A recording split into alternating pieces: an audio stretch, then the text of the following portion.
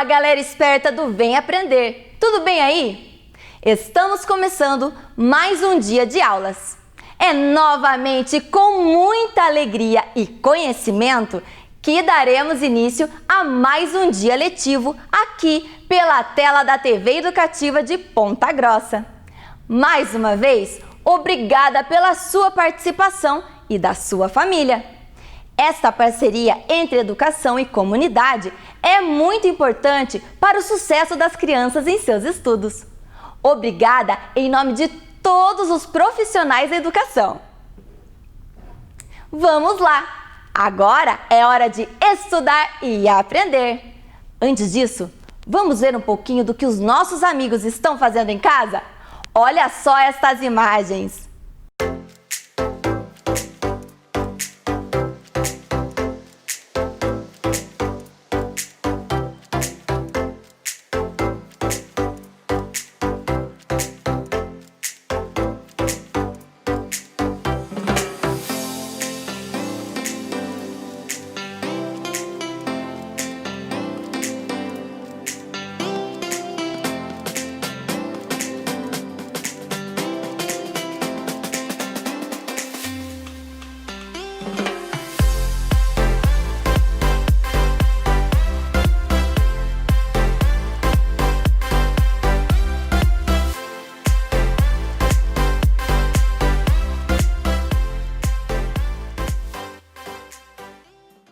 Muito bem, pessoal! Obrigada pela sua participação.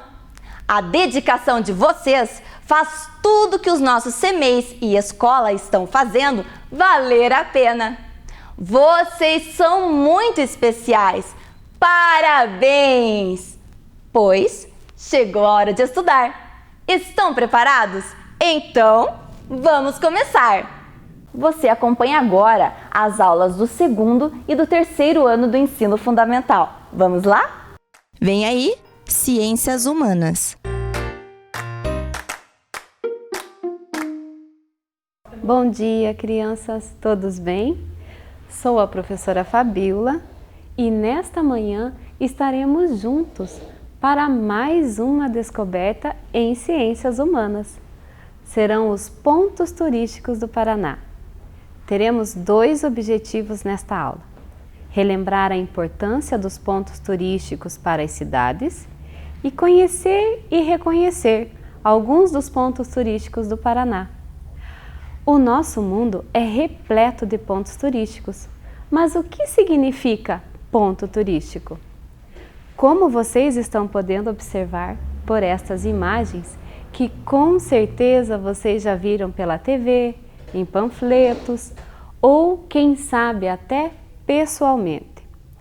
O ponto turístico ou atração turística é um lugar de interesse que as pessoas visitam, geralmente por seu valor cultural, sua importância histórica, por possuir uma beleza natural ou artificial. Também pode ser pela sua originalidade, porque é um acontecimento raro, podendo ser até misterioso, ou apenas um local para recreação e diversão. Essas características que a professora acabou de citar são os elementos que estimulam e motivam os turistas a viajar. E isso é importante e movimenta a economia daquela cidade e de toda a região próxima. O nosso Brasil, em particular, é riquíssimo em locais lindos, tanto em espaços naturais, como praias de areias branquinhas, cachoeiras, trilhas por florestas, trilhas por campos e chapadas, quanto construídos pelo homem, como o Cristo Redentor, lá no Rio de Janeiro, a Ponte Estaiada e o Museu do Mato, em São Paulo, e muitas outras construções que chamam a atenção pelas suas formas arrojadas e futuristas ou por preservarem a história de determinada época que já vivemos. Aqui no nosso estado do Paraná, nós podemos citar vários pontos turísticos. E, inclusive, já conhecemos alguns deles. Em especial, os que se localizam aqui, na nossa cidade de Ponta Grossa. onde tivemos uma aula especialmente reservada para este assunto. Então imaginem, nós temos 399 municípios em nosso estado. Estão lembrados? Em cada um deles podemos encontrar uma beleza natural, como é o caso de Prudentópolis e suas cachoeiras, Ponta Grossa com o Parque Estadual de Vila Velha, uma comida típica como o barreado e morretes, a coxinha da Lapa, ou uma festa especial como a Exposição de Londrina, a Show Rural Copavel lá na cidade de Cascavel, que motivam as pessoas de perto e de longe a visitarem esses locais. Percebam que viajar, conhecer lugares novos faz bem para o nosso conhecimento e nos preenche de momentos inesquecíveis, lembranças e muitas histórias para contar. Porque conhecer novos lugares é sempre uma aventura. Então, hoje eu convido vocês a fazermos a nossa viagem. Hoje, nós veremos alguns dos muitos pontos turísticos do nosso Paraná, que vocês já estão observando nas imagens. Se preparem para este passeio que faremos juntos um tour pelo nosso estado. Eu daqui como guia e vocês aí de suas casas vamos nos juntar a estes turistas, conhecendo e apreciando algumas das maravilhas naturais e pontos turísticos que foram construídos pelo homem. Vamos lá? Nós vamos começar o nosso passeio pelas Cataratas do Iguaçu. Lá no dia 31 de janeiro de 1542, há muitos anos atrás, o navegador espanhol Álvar Nunes Cabeça de Vaca descobriu acidentalmente as Cataratas do Iguaçu, descendo o rio em uma canoa. Imaginem o susto que ele levou ao perceber uma queda d'água desse tamanho à sua frente, quando procurava um caminho alternativo para chegar a Assunção, capital do Paraguai. As Cataratas do Iguaçu estão localizadas entre o Parque Nacional do Iguaçu, no estado do Paraná, e o Parque Nacional Iguaçu, província de Misiones, na Argentina. Os dois parques são considerados patrimônios da humanidade. O parque do lado argentino foi criado em 1934 e 5 anos depois foi a vez da criação do Parque Brasileiro. Seu nome tem origem no idioma indígena Guarani e significa água grande. As cataratas estão formadas por um conjunto de 275 saltos de até 80 metros de altura, alimentados pela torrente, ou seja, pelas águas do rio Iguaçu. É preciso lembrar que o número de saltos é variável, dependendo da vazão do rio, ou melhor, da quantidade de água do rio, pois em época de poucas chuvas, esse número pode cair para 150 quedas e também subir para 300 se estivermos numa estação chuvosa. Os saltos, eles estão dispostos em formato de ferradura, que lembra, então, esse objeto. E a extensão total desta ferradura é de 2.700 metros. Dentre os saltos mais belos está a Garganta do Diabo, cuja altura é de 80 metros. Olhem que espetáculo da natureza! Agora nós vamos à Catedral de Maringá. O monumento Catedral Metropolitana Basílica Menor Nossa Senhora da Glória é símbolo da cidade de Maringá, pela arquitetura moderna e arrojada, projetada pelo arquiteto José Augusto Bellucci. Os alicerces da catedral começaram a ser edificados em 1959 e a construção em concreto, com 5.000 metros cúbicos, ficou pronta para o aniversário de Maringá, em 10 de maio de 1972. Tem capacidade para 3.500 pessoas e a altura dessa construção é de 114 metros. Seus vitrais, os 4 maiores de quase 20 metros de altura, simbolizam os pontos cardeais e os 12 menores, de 12 metros de altura, lembram os 12 apóstolos, cuja autoria é de Lorenz Helmer. Foram confeccionados em cristal francês, num jogo de luzes e cores em linhas abstratas, representando a história da criação, a queda do homem e a sua caminhada para a salvação. Em seu interior, tem uma escada com 466 degraus, que leva os visitantes a um mirante, onde eles encontrarão uma belíssima vista da cidade.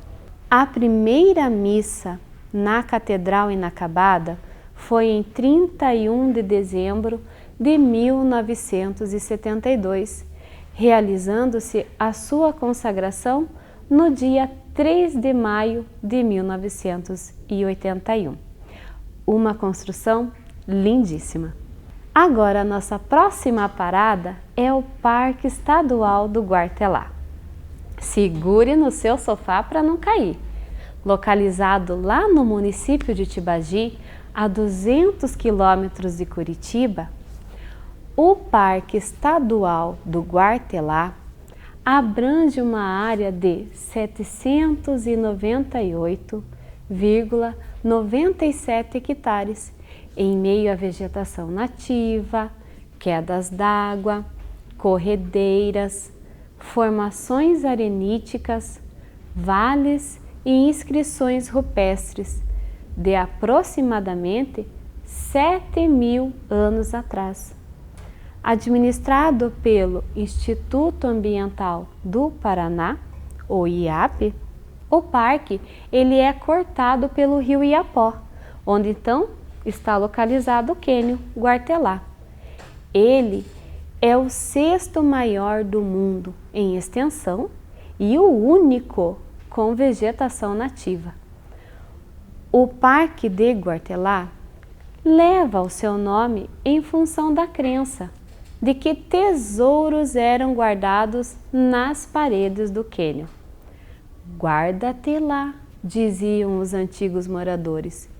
E esses tesouros ficavam assim, protegidos pelas imensas paredes de pedra. A grande atração é o cânion e as 2 trilhas que cortam o parque.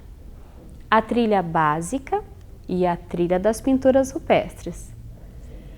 A trilha básica, de aproximadamente 5.000 metros de extensão, entre ida e volta, dá acesso às piscinas naturais do Arroio Pedregulho, onde é permitido banho e pode-se chegar ao mirante do cânion e à cachoeira Ponte de Pedra.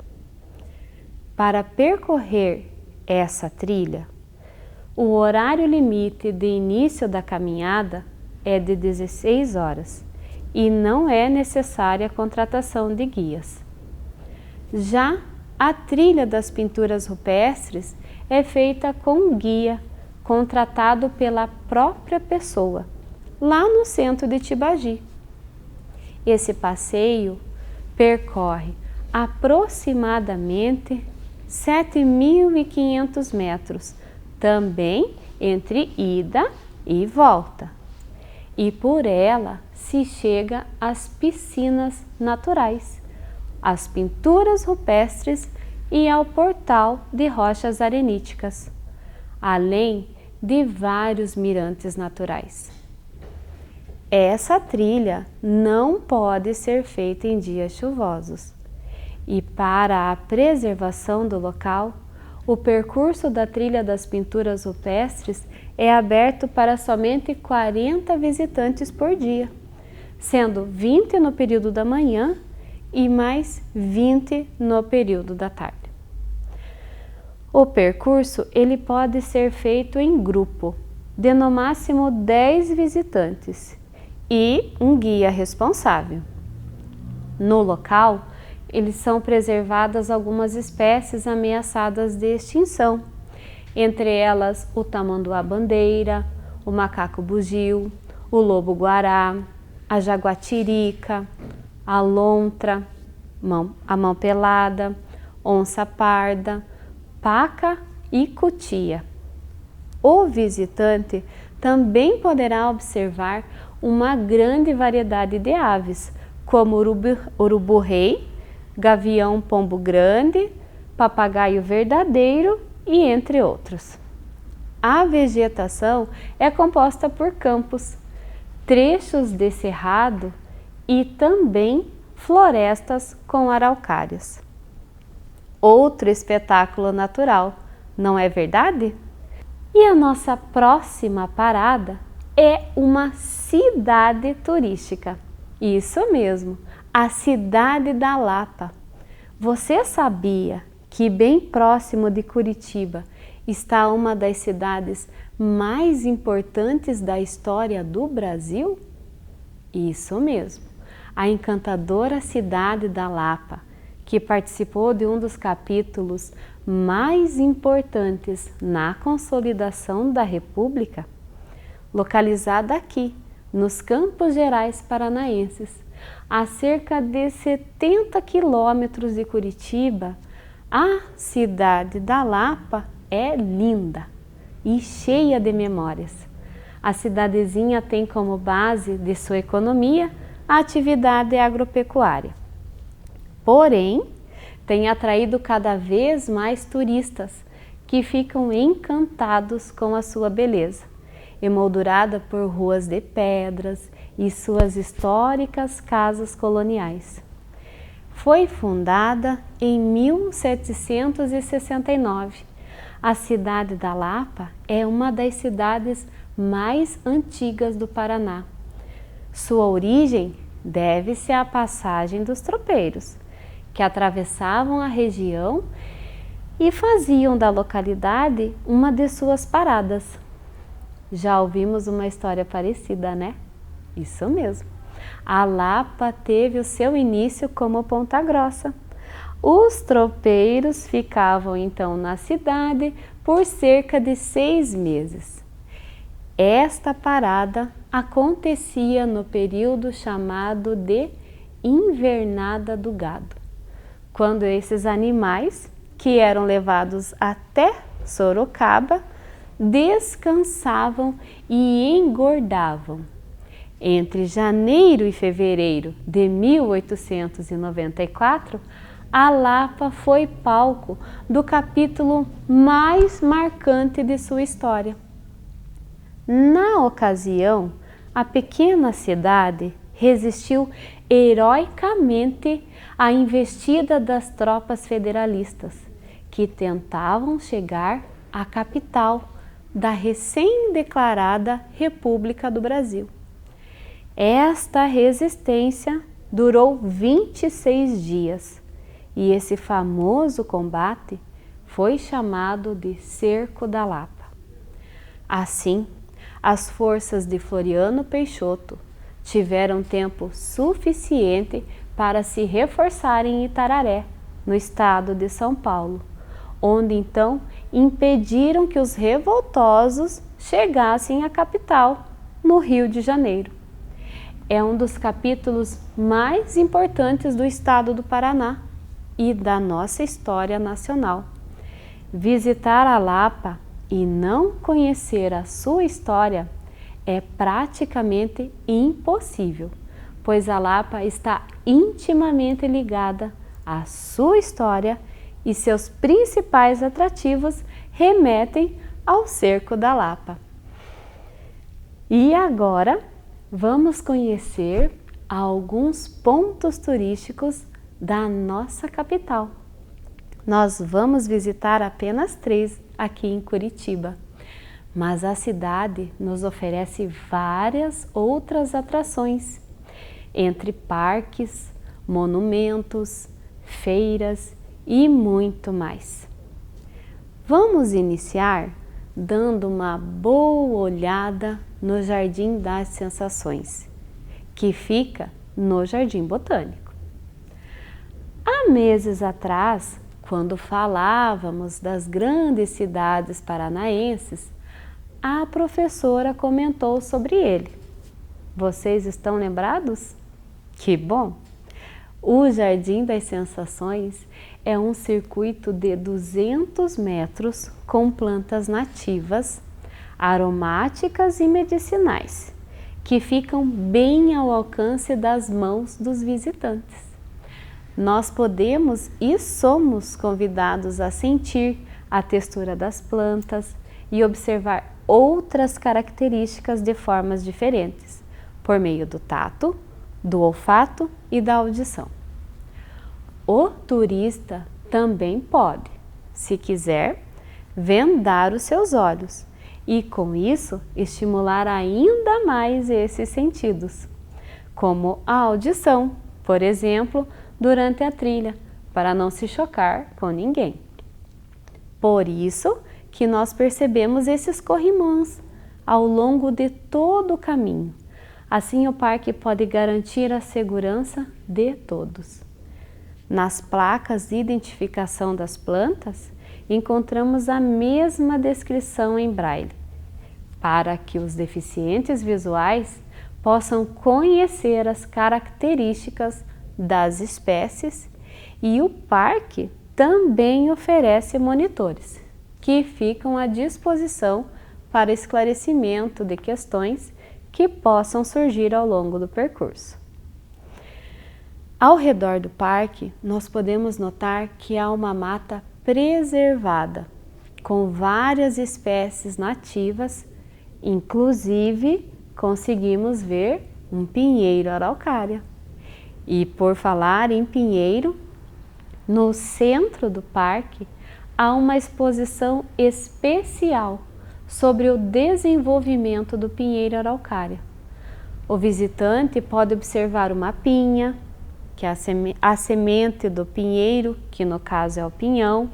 Isso mesmo, o pinhão, que nós tanto apreciamos como um item fundamental em nossas festas juninas.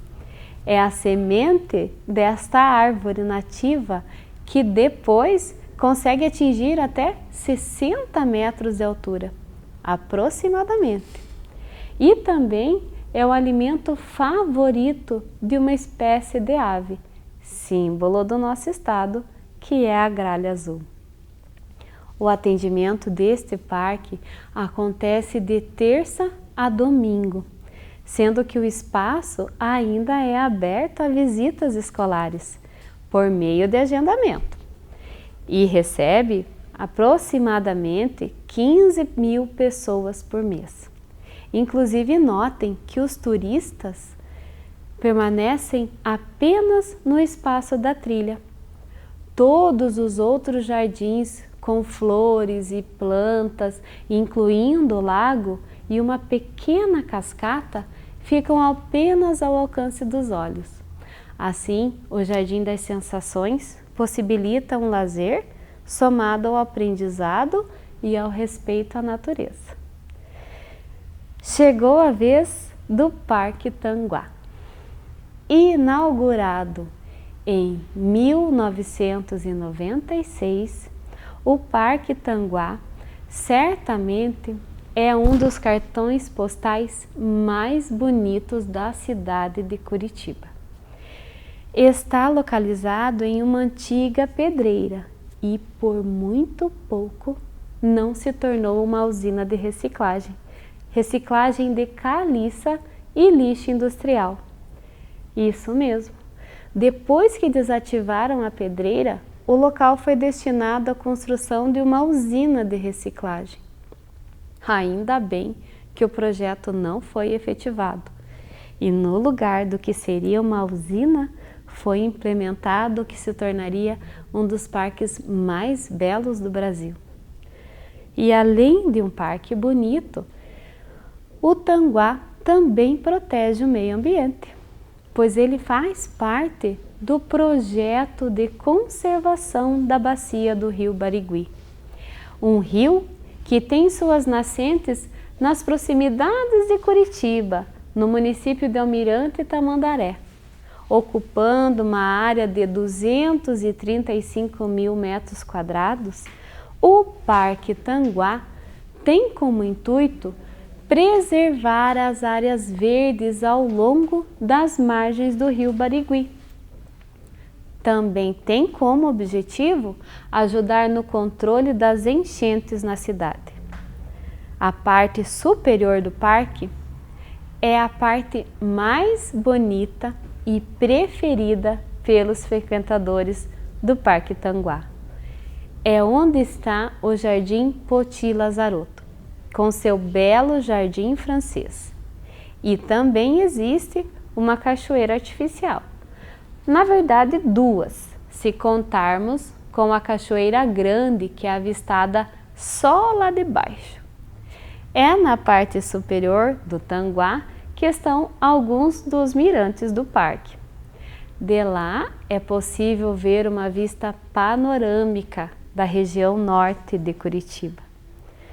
Dos mirantes também é possível observar a parte inferior do parque, onde está o lago, e além disso tudo, em dias ensolarados, podemos contemplar o pôr do sol mais bonito de Curitiba.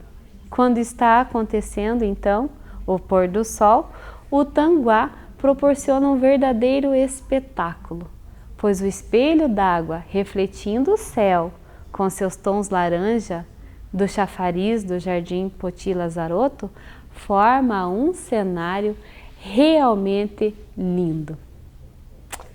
E agora nós vamos ao Museu Oscar Niemeyer. O museu é um verdadeiro exemplo de que a arquitetura está totalmente aliada à arte. Só de olharmos de fora, já identificamos que não se trata de um prédio comum, mas sim de mais uma maravilha criada por esse renomado arquiteto que elevou o nome do país ao cenário mundial. Esse museu ele foi inaugurado em novembro de 2002 e é considerado o maior da América Latina. O prédio principal, distribuído em 3 pisos, tem estilo moderno e estruturado a partir de linhas retas. A torre, também conhecida popularmente como Olho, totaliza o complexo com seus 4 andares de espaço para exposições. O acervo ele é composto por várias expressões artísticas, como desenho, pintura, gravura, escultura e fotografias. O Museu Oscar Niemeyer também conta com um setor de ação educativa, que tem o objetivo de aproximar o visitante da arte, promovendo um intercâmbio de conhecimento. Ele realiza cursos e oficinas ao público e visitas monitoradas a professores e estudantes. Lindo, né? E nossa última parada desta viagem é a Ilha do Mel, um dos mais belos atrativos turísticos do Paraná. A Ilha do Mel encanta quem a conhece, formada basicamente por ecossistemas de restinga e floresta atlântica. O lugar se destaca como um dos principais destinos de ecoturismo do Brasil. Entre seus importantes atrativos naturais e históricos estão as suas belas praias, a Gruta das Encantadas, a Estação Ecológica, um parque estadual, o Farol das Conchas e a Fortaleza Nossa Senhora dos Prazeres. Visitar a Ilha do Mel é conhecer um pedacinho do paraíso. Lá no século passado, a ilha também era conhecida como Ilha da Baleia, talvez pelo seu formato, como vocês podem ver. A Ilha do Mel, ela localiza-se então no Oceano Atlântico Sul e situa-se a 15 milhas do Porto de Paranaguá, tendo o seu ponto mais próximo do continente a 4 quilômetros de Pontal do Sul, no município de Pontal do Paraná. Há 100 mil anos, o nível do mar estava aproximadamente a 8 metros acima do atual. Nesta época, os morros da ilha formavam um arquipélago. De lá para cá, o mar recuou e avançou várias vezes. E essa sucessão de eventos formou a ilha como ela é vista hoje, com formação de terraços, cordões litorâneos e dunas. A areia marrom que se observa nas praias do Farol e de Nova Brasília tem 5 mil anos aproximadamente. E a sua coloração deve-se à presença de matéria orgânica.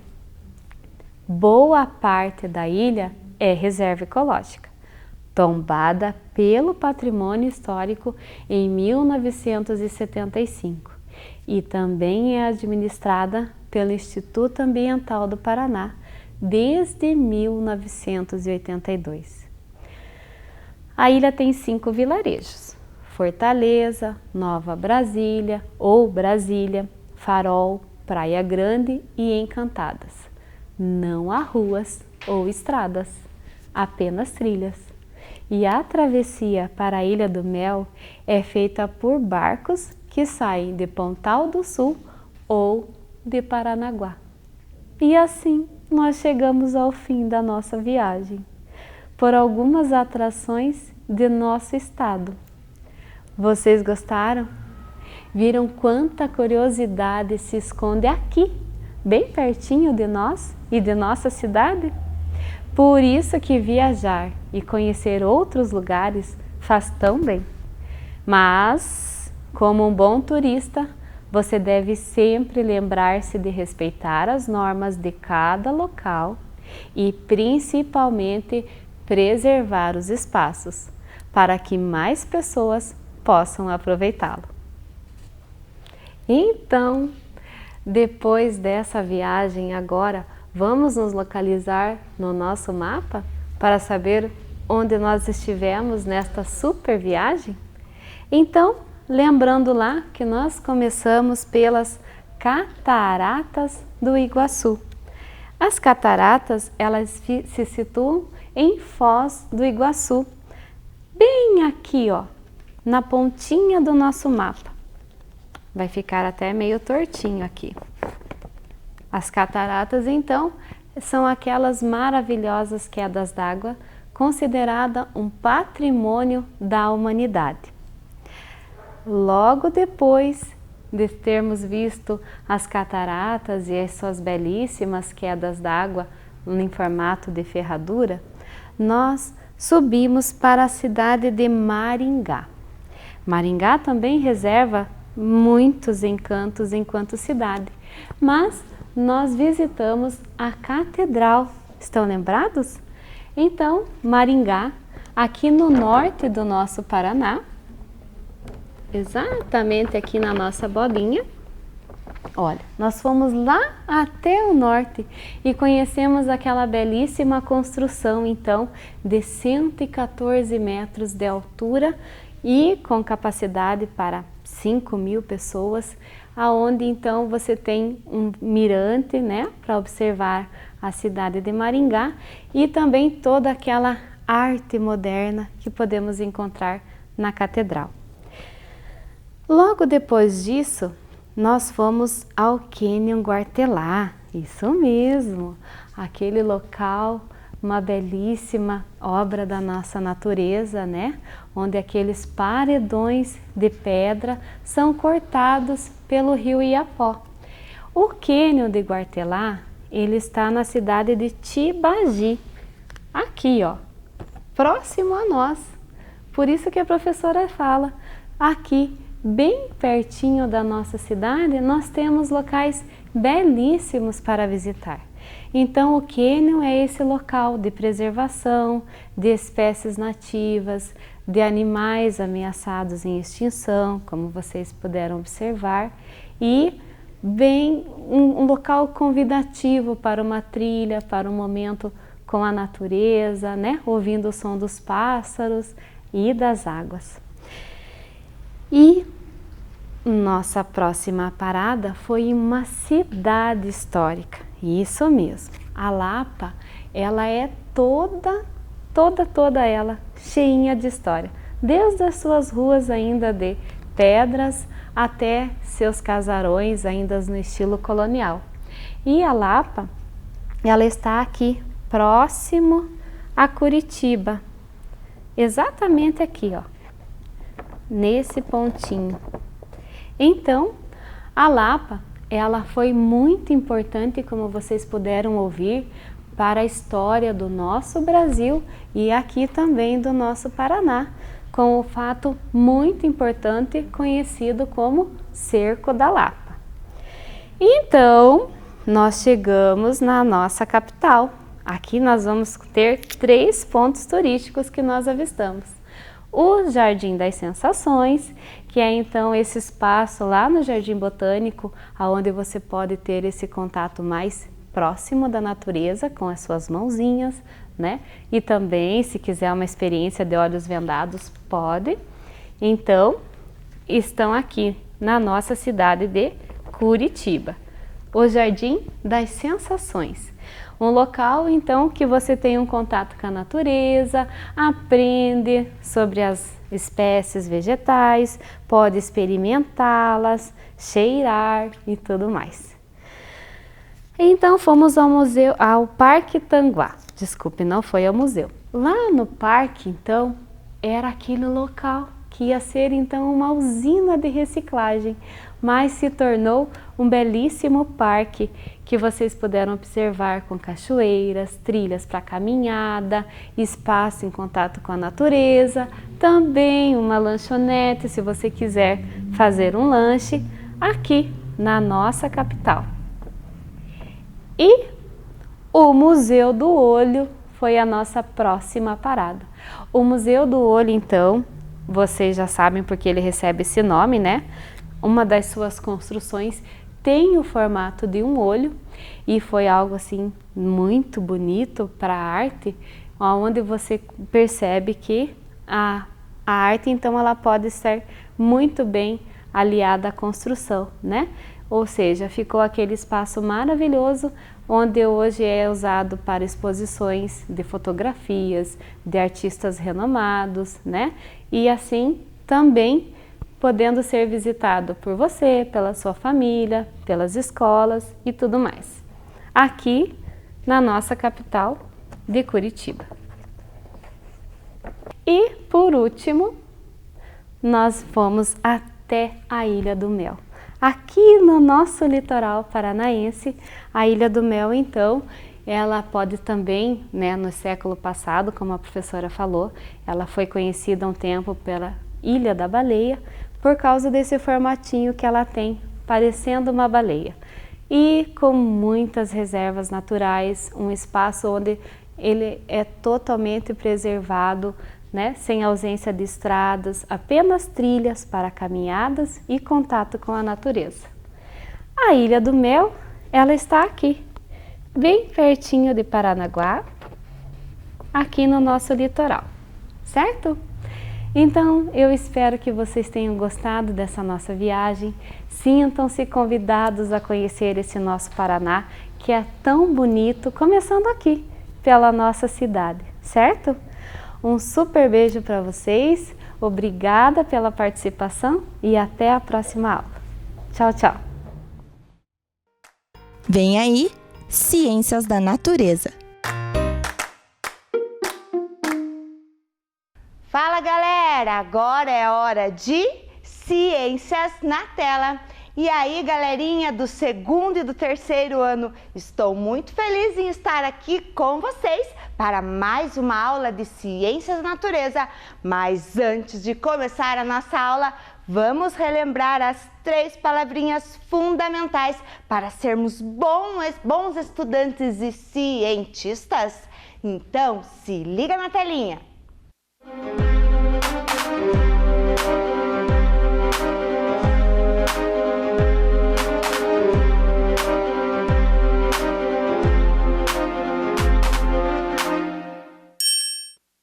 E agora está na hora de relembrar mais uma coisinha. A aula da semana passada com a professora Kelly.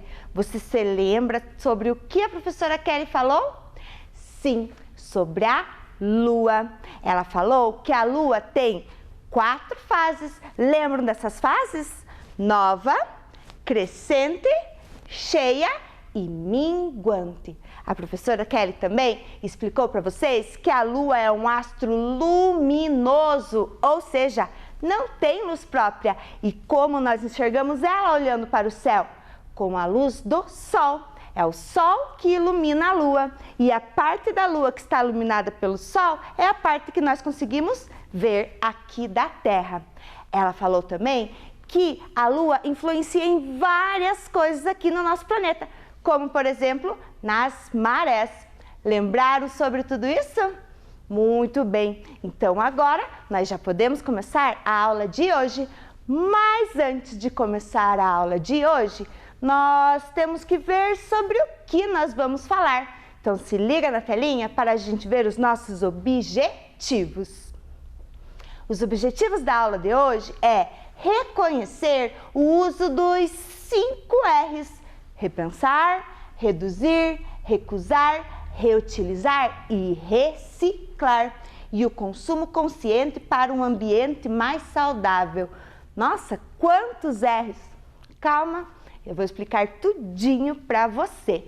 Mas antes de explicar, eu fiz uma perguntinha para a galerinha da escola Minervina e eu quero fazer para você, para ver se você já sabe alguma coisa sobre isso.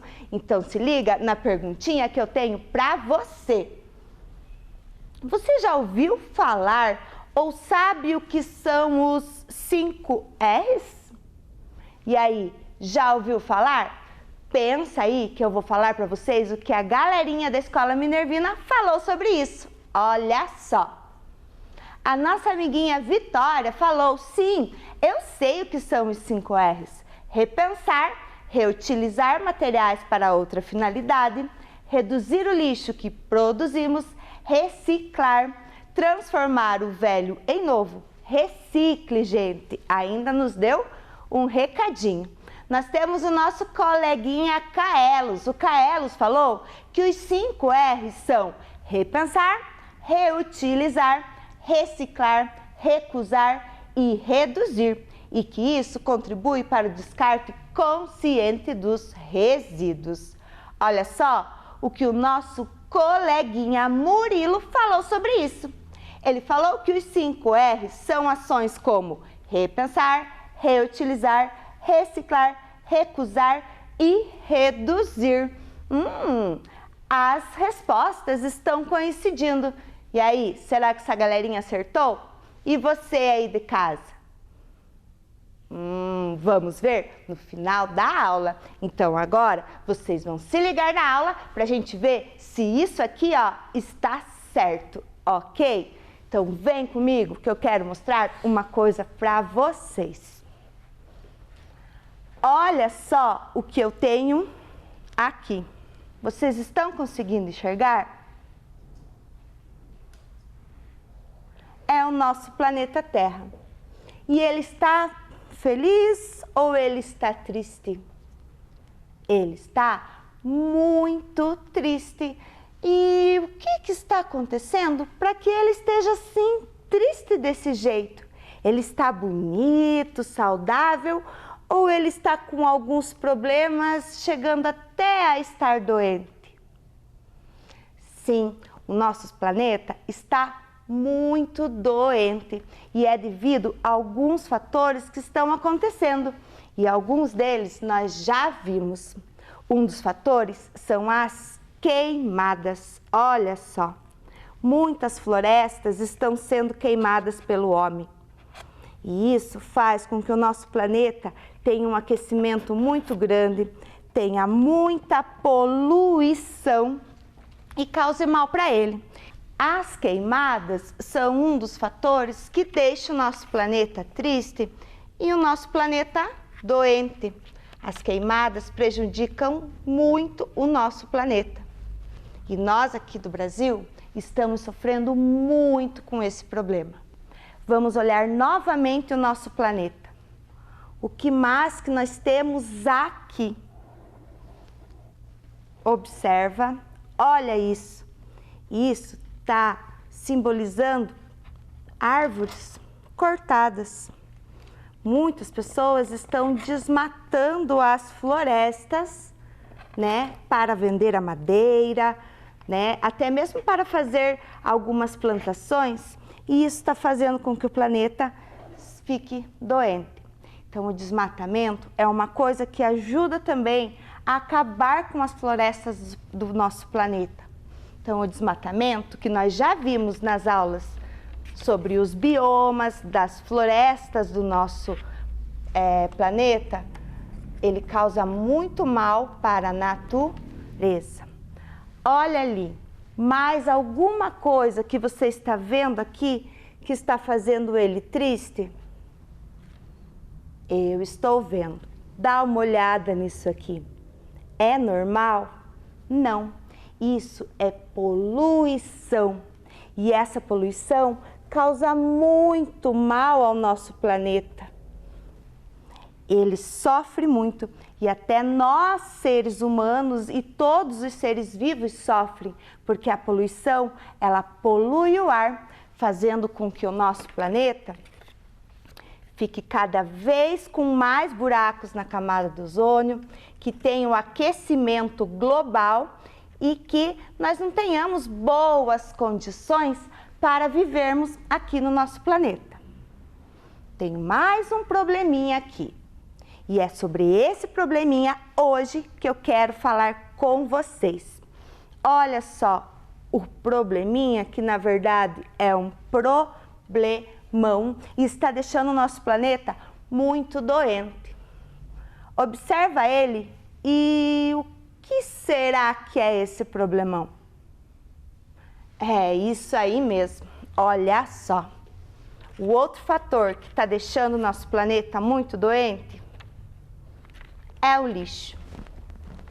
O lixo, professora? Sim. Todos nós produzimos resíduos, mas esse resíduo que nós produzimos, né, quando a gente come uma embalagem, ao ir ao banheiro, esses resíduos não são todos lixo. E é isso que vai começar a fazer a diferença quando você souber selecionar. Então, nós temos uma diferença muito grande entre lixo e resíduo. E é justamente por não saber dessa diferença e não saber destinar que o nosso planeta está assim, ó, desse jeito. Então, vem aqui comigo que eu vou agora explicar para você essa diferença. Tudo que nós produzimos, que a gente diz, entre aspas, que vai para o lixo, na verdade são resíduos. E nós temos que ter a consciência para saber separá-los direito. Então, olha a diferença. O lixo propriamente dito, ele é o que não tem reaproveitamento mesmo, nem para reutilizar, nem para transformar, nem para reciclar. Alguns exemplos dessas coisas que são lixo realmente, a professora trouxe aqui para vocês. Então, olha só. Esse material aqui que a gente utiliza para lavar panelas, enfim, para lavar a louça, esse aqui não tem reaproveitamento. Você usa uma vez e você tem que descartá-lo. Sim, esse vai para o lixo realmente, ele é descartado. A esponja, depois de você usar muito tempo, ela também não tem como a gente reaproveitar, fazer uma esponja nova ou fazer uma espécie de artesanato com ela. É um lixo sim. E os canudos que nós tomamos por ter contato direto com o nosso corpo também são lixos, canudos de plástico. Então, o que acontece? Isso aqui são lixos realmente. E para ser descartado, você tem que descartar num local adequado. Você sabia que esses pequenos canudos aqui, ó, são responsáveis pela morte de muitos animais marinhos? Sim, porque os animais ingerem isso e vêm a morrer, causando intoxicação neles. Então, cada coisinha que a gente joga pode prejudicar muito. Sabe aqueles chicletes, aquela goma de mascar que você masca e aí você não quer mais e joga no chão? Você sabia que um passarinho pode pegar os chicletes que você jogou no chão e prender o seu biquinho, não conseguir abrir mais e morrer de fome? Então, tudo que a gente descarta, nós temos que ter consciência. E o nosso planeta está desse jeito pelo descarte incorreto. Mas o que seriam os resíduos? Se liga que eu vou mostrar para vocês agora a diferença. Resíduo tem uma utilidade, ainda será reaproveitado de alguma forma. Dá para a gente reutilizá-lo. Olha que eu trouxe 3 exemplos para vocês. Garrafinhas descartáveis, a gente pode usar elas para colocar água depois que acabou o meu refrigerante. Papel, pedacinhos de papel. Eu posso fazer alguma arte ou até mesmo encaminhar para a usina de reciclagem para eles fazerem um papel reciclado. E potinhos que nós temos em casa, embalagens, às vezes de sorvete, essa daqui é de goma de mascar, eu posso usar para guardar algum produto, né? Essa é a diferença de resíduo e de lixo, ok? Então, o lixo, ele tem que ser descartado mesmo, e ele tem que ser descartado no local adequado. O resíduo, ele pode ser reaproveitado. Ok? Muito bem. E é sobre essa diferença que eu quero falar um pouquinho mais com vocês. Para o nosso planeta melhorar e não ficar do jeito que ele está aqui, nós temos que deixá-lo sustentável. Palavrinha nova, professora. O que é? Se você puxar na sua cabecinha, você vai lembrar. Mas eu vou dar uma ajudinha para você. Sustentável vem da palavra sustentabilidade. E o que será que significa sustentabilidade? Olha só. Sustentabilidade é o equilíbrio entre a preservação do meio ambiente, o que o homem precisa para poder preservar o meio ambiente, o que ele precisa para viver utilizando dos recursos do meio ambiente sem prejudicar o meio ambiente. A professora trouxe uma imagem que vocês conhecem bem, já devem ter visto. Olha só, essa imagem ela é bem significativa. É o nosso planeta e algumas flechas mostrando que a gente tem que usar as coisas de forma consciente e reutilizar o máximo que nós podemos para termos um planeta e uma vida sustentável. E uma das coisas que a gente tem que fazer, que na verdade são 5 coisas, que foi o nosso objetivo e foi a nossa pergunta, é praticar os 5 R's. 5 R's? Sim, 5 R's. Olha isso daqui. São 5 letrinhas R mesmo, ó. Todo mundo conhece a política dos 5 R's. E hoje vocês também vão conhecer.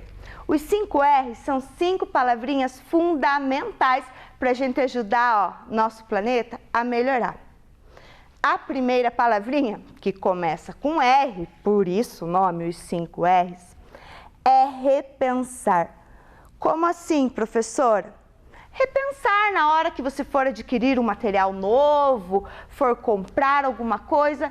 Será que eu preciso disso mesmo? Será que o que eu tenho já não dá para o que eu estou precisando? Ou eu tenho realmente que comprar?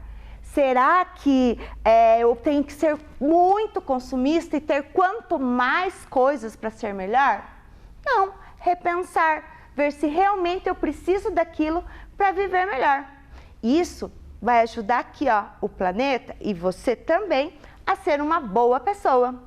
O nosso próximo R é o R da palavra recusar. Sim, para você ajudar a salvar o planeta, você pode recusar. Quando você for lá no supermercado e eles darem muitas sacolas e suas compras dentro, você pode recusar essa sacola. Sabe como? Utilizando essa alternativa aqui, que eles chamam de eco bags. Ou seja, você leva uma sacola lá da sua casa mesmo e quando você vai fazer suas compras, você coloca as compras aqui dentro. E isso evita de você pegar várias sacolas plásticas que no final das contas não vão ter a destinação correta. Ok? Próximo R. Reduzir. A nossa sacolinha lá do mercado, se nós fizermos isso, nós também vamos reduzir. Mas nós temos outras formas de reduzir. Se nós comprarmos produtos a granel, o que é produto a granel? Ir e comprar pela quantidade certa que nós iremos consumir. Não comprar muito e vir até a estragar em casa. Nós temos que reduzir o nosso consumo. Consumir somente o que nós precisamos. Reduzindo o consumo, a gente reduz o dano que nós temos ao meio ambiente. Reduzindo o nosso lixo, o nosso planeta agradece. O próximo R é o reutilizar. Nós podemos reutilizar as nossas coisas do dia a dia. Olha só o exemplo que a professora trouxe aqui para vocês. Essas roupinhas aqui. Roupinhas de bebê. Se eu tenho um filho e uso essa roupinha no meu filhinho, não serve mais, o que eu posso fazer?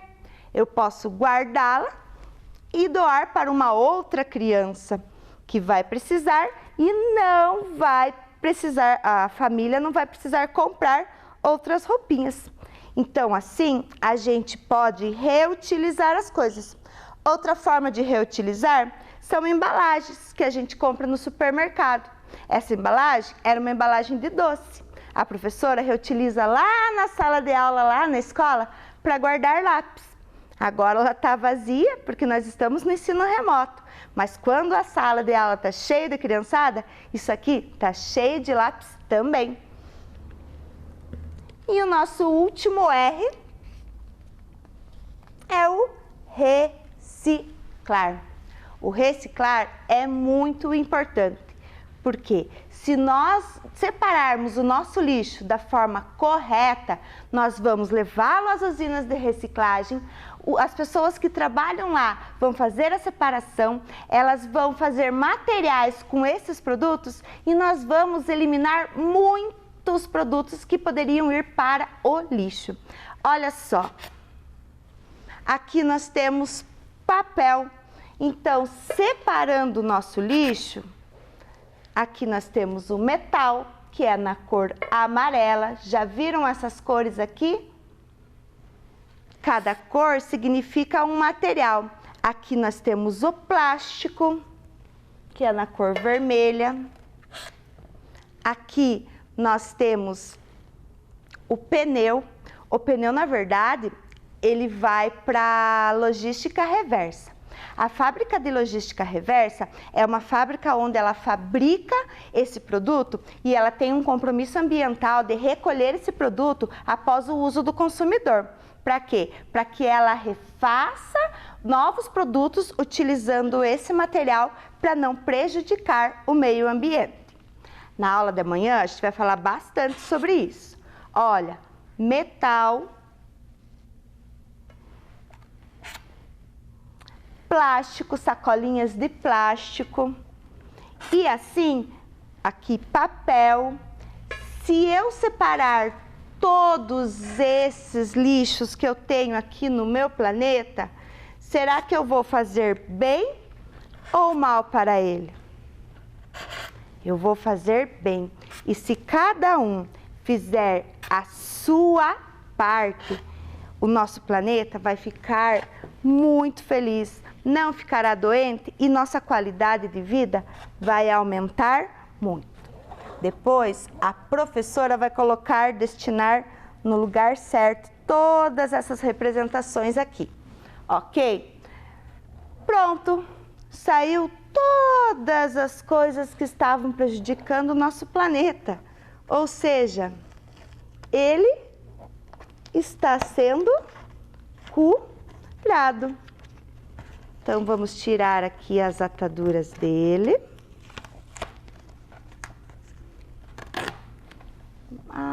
Olha só, fica algumas cicatrizes? Fica, mas a gente pode salvar o planeta. E você aí de casa, que é criança, que está sempre ligadinho nas aulas, você pode ajudar e muito, falando na família para utilizar a política dos 5 R's, repensar, recusar, reciclar, reutilizar e reduzir, e deixar o nosso planeta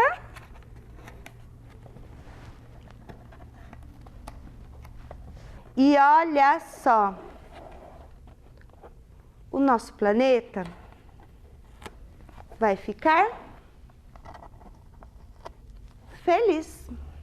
E você pode ajudar a acontecer isso, tendo consumo consciente, fazendo a política dos 5 R's, né? E fazendo com que toda a sua família também adote essa ideia. E aí, conseguiram entender como a gente faz para o nosso planeta ficar feliz? Entenderam o que são os 5 R's? Então vamos agora para as nossas perguntas para ver se aquela galerinha, se você aí de casa, conseguiu acertar. Vem cá comigo. Olha só. Você já ouviu falar ou sabe que são os 5 R's? Agora você já ouviu uma aula inteirinha sobre isso. Só falta você praticar. Então, a galerinha da escola Minervina e vocês aí de casa estão de parabéns e ficarão mais de parabéns ainda se praticarem essa política dos 5 R's. Beleza? Precisamos ver se o objetivo foi alcançado. Vamos lá? Reconhecer o uso dos 5 R's. Sim, nós reconhecemos. Vamos relembrá-los? Repensar, reduzir, recusar, reutilizar e reciclar. E o consumo consciente para um ambiente mais saudável, que foi o que aconteceu com o nosso planetinha no final. E aí, curtiram? Vocês acham que acabaram? Não, nós temos uma tarefinha. Se liga só na tarefinha. Para as crianças do 2º ano, vocês vão observar as 3 imagens e vão ligar os resíduos aos coletores corretos. Se liga no que a professora falou na aula, que isso daqui vai ser moleza. Segunda atividade, você vai completar com as vogais que estão faltando. E você vai conhecer uma das palavrinhas novas que a professora mostrou aqui para vocês. E lembra o que ela significa? Fazendo a leitura da frase abaixo. Atividade número 3, vai ler o folheto com atenção, que fala justamente dos 5 R's. E a atividade número 4, você vai escolher 2 R's, vai escrever quais são eles aqui no quadro abaixo e representá-los através de um desenho, atitude que você escolheu ali. Ok? Temos também a tarefinha do 3º ano. Vocês vão escrever o tipo de resíduo de cada um desses quadros. Também vão completar com as vogais e descobrir qual a palavrinha que é o segredo para uma vida em harmonia. Vão ler o folheto e vão escrever as ações que nós devemos ter com cada um dos 5 R's. Aí sim, você vai estar ligadinho e vai estar sabendo como salvar o nosso planeta. Hoje, nossa aula chegou ao final. Eu espero que vocês tenham gostado. Amanhã eu estou de novo com vocês, ligadinhos aqui no Vem Aprender, no Ciências na Tela, na aula de Ciências da Natureza. Beijinho, galerinha, e até amanhã. Vem aí, arte!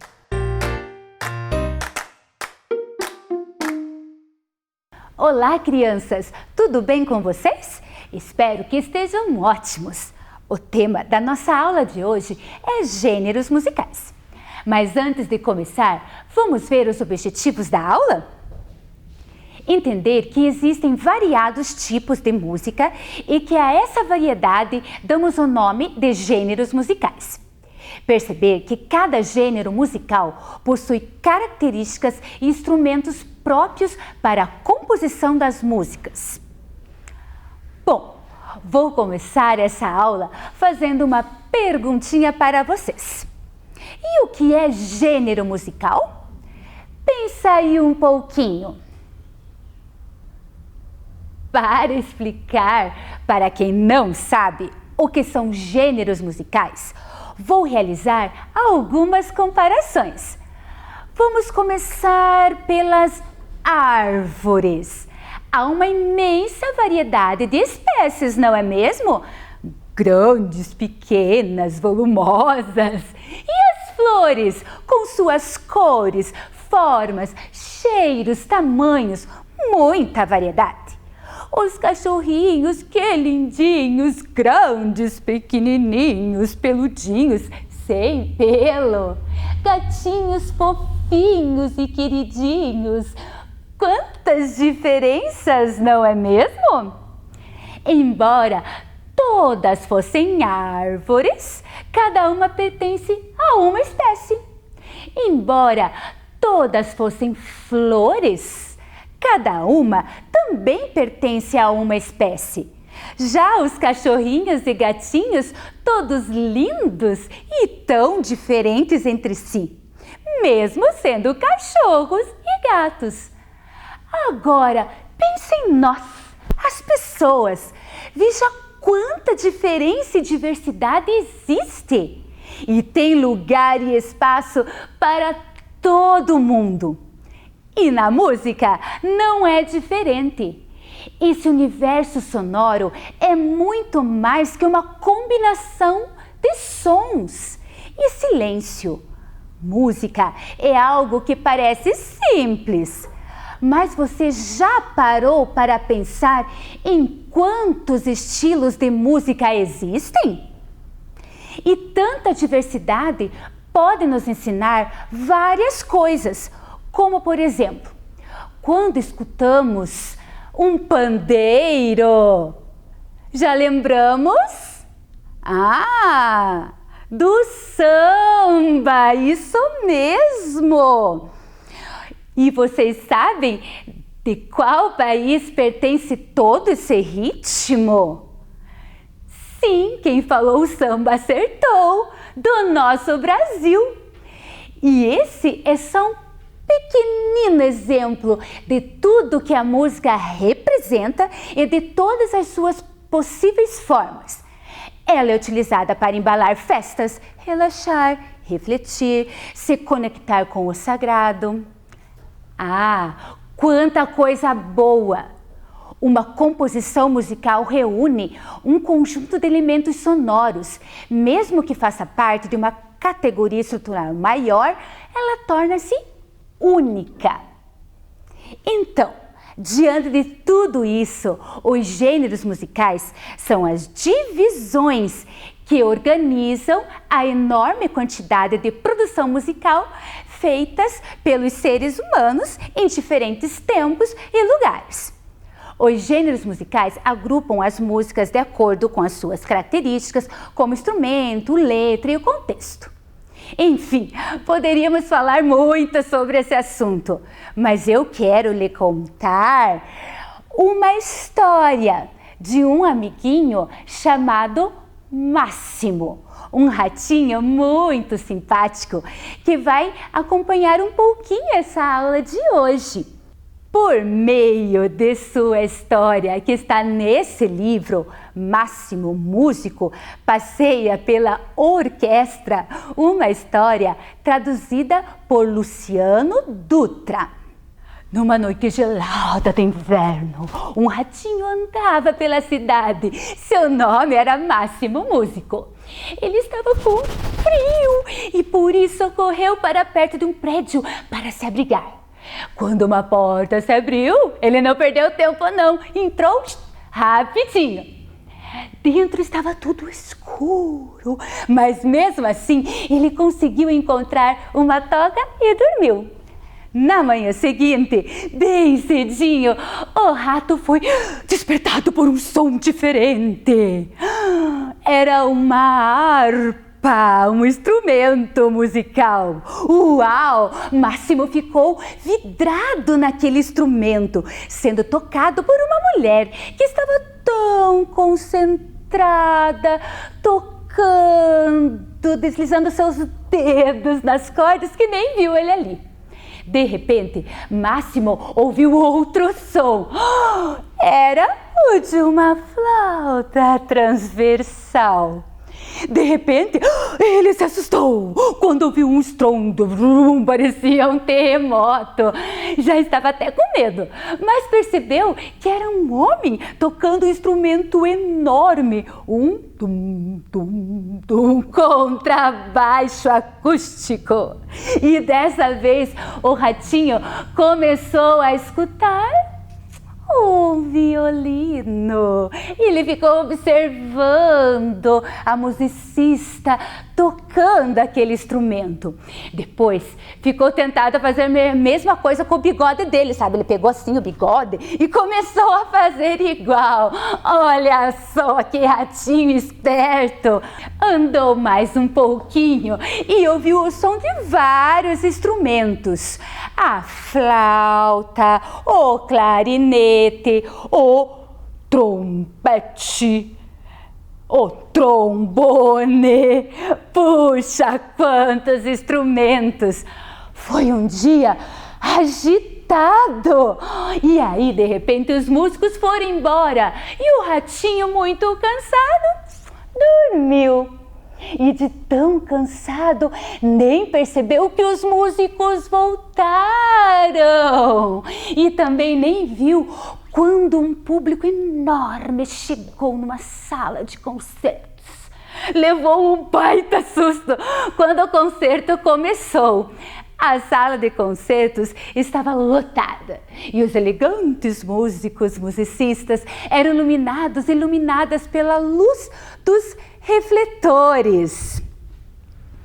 O ratinho ouvia com reverência aquela música solene, sentindo seu coração aquecer, a orquestra inteira toda tocando ao mesmo tempo.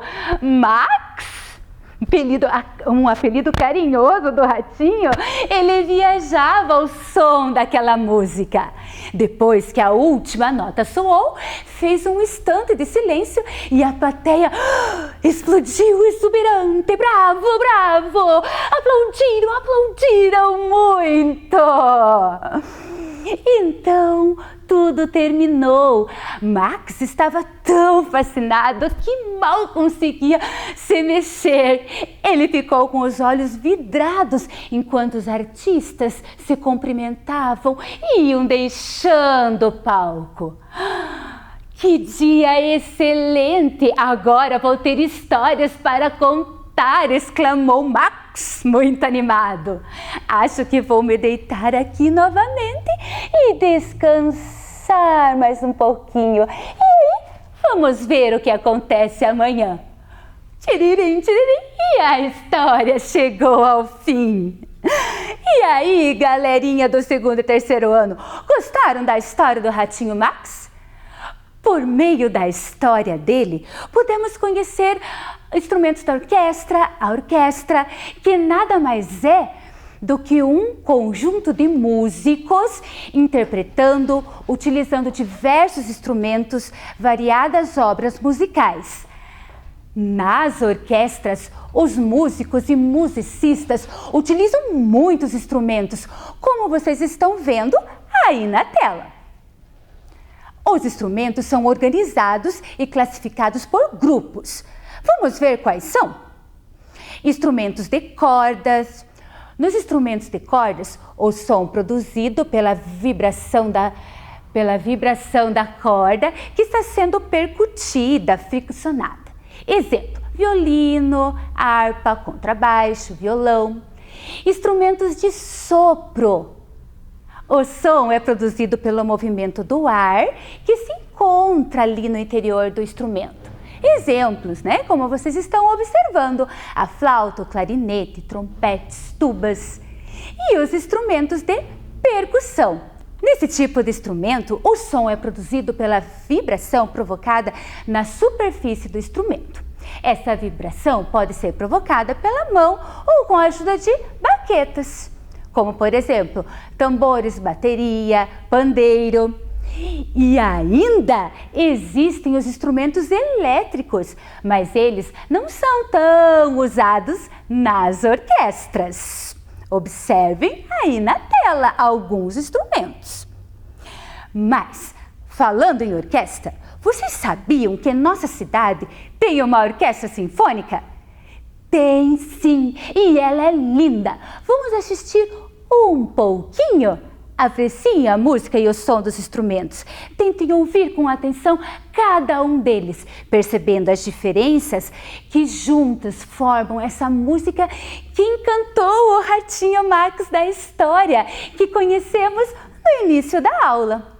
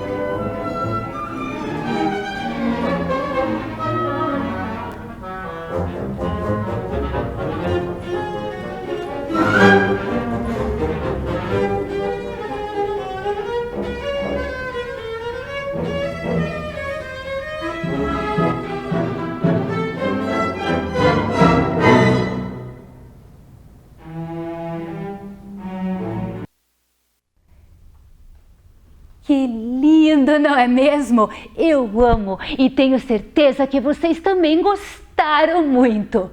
A maioria desses instrumentos que vocês puderam apreciar são acústicos, ou seja, não precisa de energia para produzir o som. Ao contrário dos instrumentos elétricos, como o teclado, a guitarra, o violão elétrico, entre outros que precisam da energia elétrica para amplificar, aumentar o som. E ainda não acabou. Tem um outro instrumento musical que preciso falar.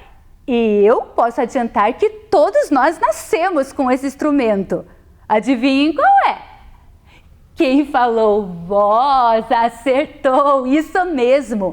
A voz é um instrumento musical e todos nós temos voz. Acontece que alguns sabem usá-la de uma forma melhor que as outras. A voz humana é um instrumento mais perfeito. Produz sons que conseguem traduzir e transmitir as mensagens das músicas de forma direta, pois usa palavras. Desde o início da humanidade, a voz é usada como instrumento musical.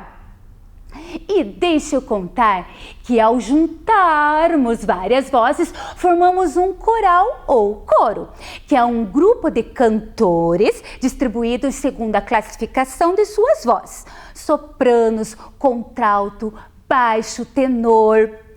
O coral é, portanto, um gênero musical. O principal instrumento do canto coral é a voz. E quando essas vozes não contam com o acompanhamento de outro instrumento musical, como o violão, a guitarra, enfim, somente a voz, chamamos de canto a capela, ou seja, somente vozes.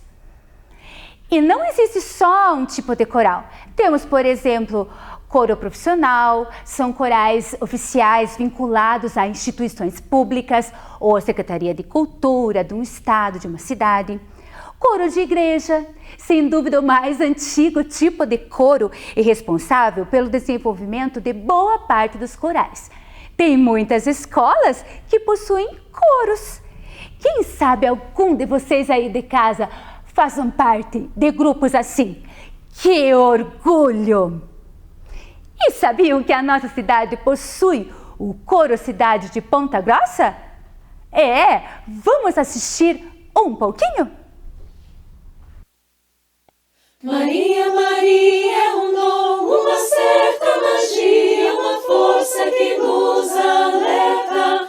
Uma mulher que merece viver e amar como outra qualquer do planeta.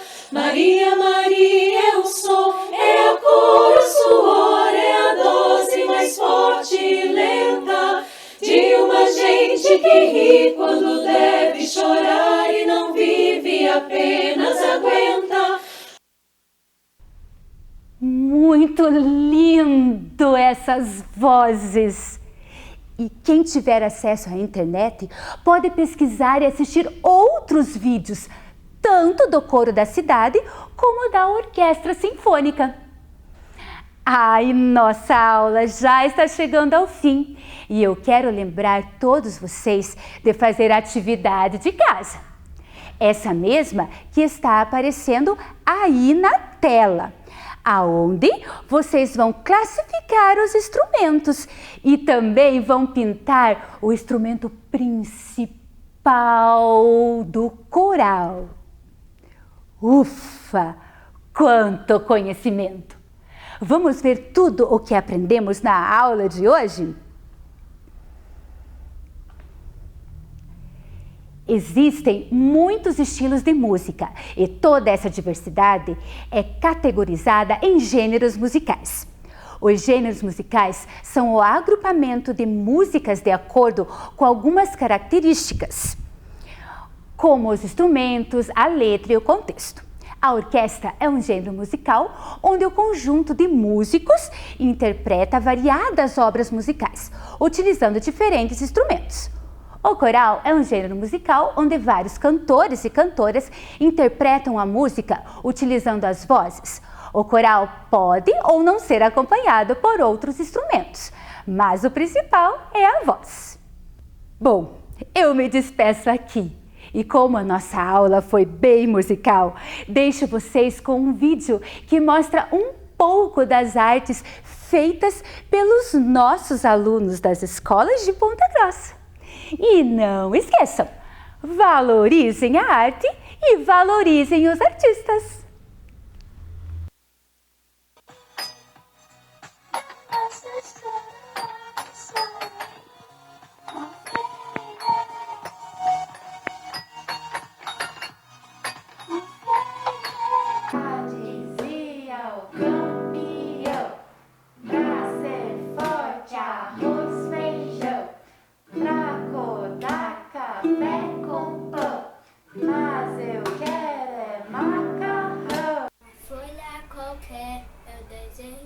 Um sol amarelo, com 5 ou 6 retas, eu acho fazer um castelo. Desejo a você o que há de melhor na sua companhia, pra gente se sentir só, o sol, a lua e o mar, passagem pra viajar.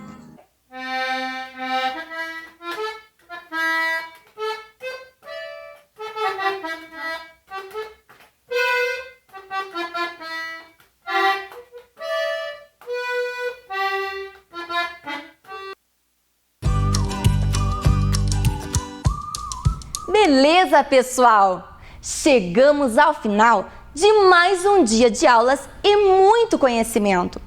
Nosso ano letivo continua até o fim. Estamos vencendo juntos essa pandemia. Esse coronavírus não pode nos impedir de estudar. Por isso, Continue se dedicando nas suas atividades. Agora, um recado para as famílias. Neste mês de novembro, os CMEIs e as escolas municipais estão recebendo os cadastros de novos alunos. Verifique sobre possíveis transferências para outras unidades e procure a alternativa mais próxima da sua casa. Para quem já está matriculado e vai permanecer na mesma escola ou CMEI, basta responder o contato da equipe gestora de onde o aluno estuda e seguir as orientações. Para ver de novo este programa, acesse o Face da TV Educativa. Obrigada pela sua companhia e até o próximo programa. Tchau! É uma escultura, uma possibilidade, é uma forma de arte que se estende pelo espaço, que ganha corpo e relevo, que ocupa ruas, campos, praças, museus. E para fazer uma escultura, pode-se usar uma enorme variedade de materiais. O povo tem tentáculos 8 e é muito fofo. 10 corações e uma boca, 2 olhos e ele é muito fofo.